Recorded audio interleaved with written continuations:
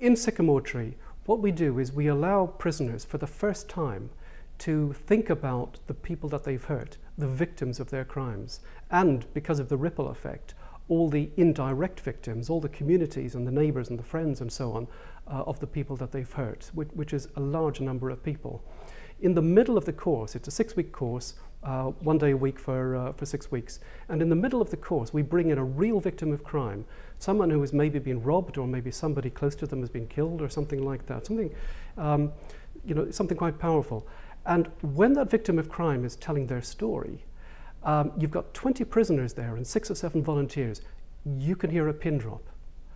The prisoners have never heard a story like this. They've never heard a victim tell their story. They've always seen themselves as the victim of crime, of circumstances, of bad parents, or of society, or whatever. And they're really deeply affected by it. Now, over my involvement with Sycamore Tree, I've seen a lot of lives changed, but one in particular stands out. It was a guy, an Eastern European. We'll call him Kaz, although Kaz wasn't his real name.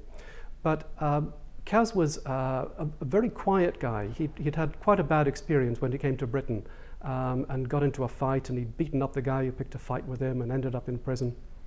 And we tried to draw him out, to draw him into the proceedings as the course went on, but he was really quite resistant to it. Now, every week as the prisoners came in, I used to go up to them and I'd shake their hands and I'd look into their eyes and I'd welcome them by name. Hello, Bill, George, Kaz. And really look closely at them, which is odd because I do that in my business life. I'm a marketing consultant. I don't make that kind of engagement with my clients as strongly as I do with the offenders. At the end of the course, in fact 3 weeks after the end of the course, Kaz wrote to me. Now this is very unusual. I've never had a letter from a prisoner before. Kaz wrote to me, and if you don't mind, I'd like to just read a small excerpt from the letter he wrote.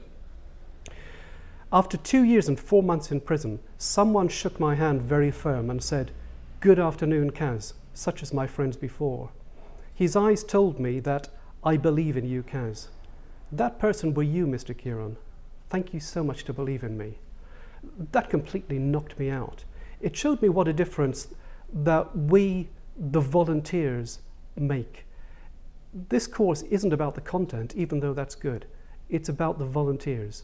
And the fact that when we are there, we represent Christ. And maybe we don't know that all the time, but he's shining right through us. And that's very, very powerful.